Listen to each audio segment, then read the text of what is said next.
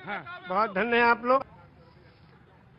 मानस की एक चौपाई है, बिन पग चले सुने बिन काना कर बिन करे करम विद नाना आनंद ही सकल बस होगी बिन वाणी वक्ता पर जोगी।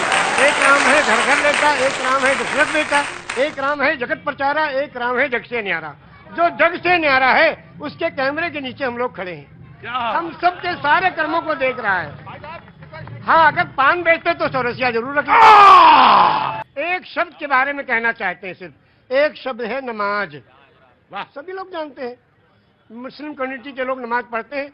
ये निवेदन करना चाहता हूं कि ये शब्द नमाज भाषा कौन सी है, इंग्लिश है कि उर्दू है कि अरबी है कि क्या है, ये भाषा कौन सी है? ये अगर चौरसिया जी बता दें तो उनका अभिनंदन है।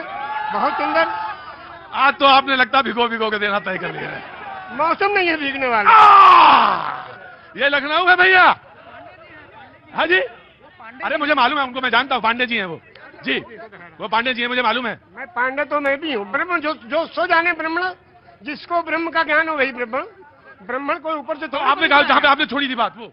हाँ, शब्द है नमाज। नमाज जी, एक शब्द है और ये प्योर संस्कृत का शब्द है।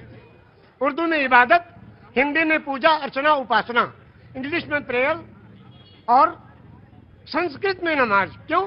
इसको संधि विच्छेद कीजिए। नमः धन अज।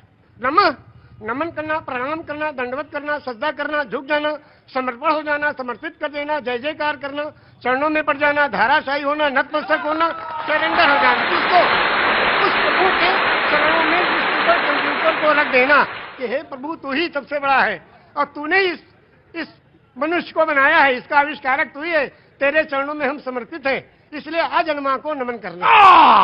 और ये हुआ नमाज। एक मिनट, मेरे माथे पे थोड़ा। आपने कहा कि 18 पुराण, 14 रामायण, 4 वेद, 6 शास्त्र, 18 पुराण, 14 रामायण, 108 उपनिषद। जब बैनर लगते हैं दुर्गा जी के महोत्सव का, लिखते हैं श्री श्री श्री 108 दुर्गा महोत्सव। अब 108 के बारे में लोग नहीं जानते। 108 वो छोटे छोटे कोटेशन हैं जो जीवन यापन करने के लिए उस प्रभु ने भेजे हैं। वो 108 पूर्णांक भी है, लेकिन आपने कहा 18 पुराण के नाम आपको पता है और वेद भी पता है, सब पता है। ऊपर वाले की कृपा है, ये लोगों की सेवा की तो ये मिला है। ज्ञान तो किसी के बाप का है नहीं, जो ग्रहण करना चाहे ले ले। पांव बुजुर्गों के दावे हैं तो ये हुनर आया है। बेशक सही कहा आपने। मैंने सही कहा शायद। तो क्या 18 पुराण कौन कौन से?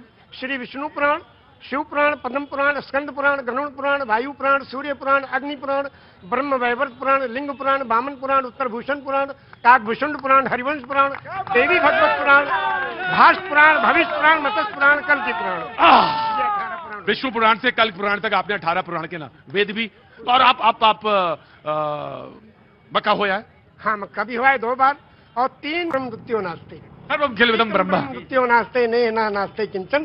पूरे ब्रह्मांड का मालिक एक ही परमेश्वर है, दूसरा कोई नहीं था, नहीं है, नहीं होगा, किंचन, किंचा भर भी नहीं। एकम एवं अद्वितीयम, वो प्रभु अकेला है, कोई दूसरा उसका भागीदार नहीं। तो जब आप रामचरितमानस में आए तो फिर क्या अच्छा लगा? अब रामचरितमानस की 1-2 कड़ियां आपको सुनाएंगे उर्दू में। हाँ।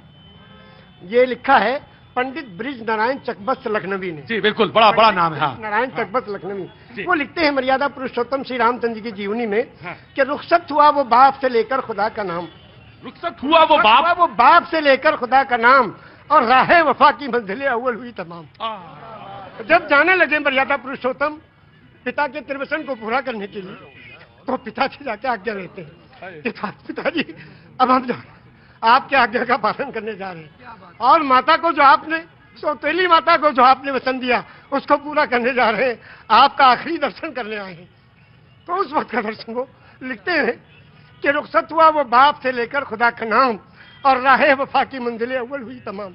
पहली मंजिल खत्म हुई और बाप से आज्ञा लेके और वनवास के लिए जा रहे हैं। और जब माता जी के पास गए तो उनसे जब पूछना चाहा तो उसमें लिखते हैं कि माता कौशल्या जी सिर्फ देखती रही, और जब उससे पूछा, उनसे इजाजत ली, तो कहने लगी कि मैं खुश हूं, फूंक दे कोई इस तक तो ताज को, और तुम ही नहीं तो आग लगाऊंगी राज को। जब तुम ही नहीं तो आग लगाऊंगी राज को। क्या आज भी कोई बेटा इतनी बड़ी सल्तनत को ठोकर मारकर और पिता की आज्ञा का पालन करने के लिए तैयार है? ये वचन दिया है श्री रामचंद्र जी ने, ये वचन दिया है पूरी दुनिया को कि देखो अगर पिता कहे तो राज को भी ठोकर लगा दो। उस जमाने में ये था कि बड़ा बेटा वही उत्तराधिकारी होता था, सब छोड़ के चले गए, क्या आज भी कोई बेटा है?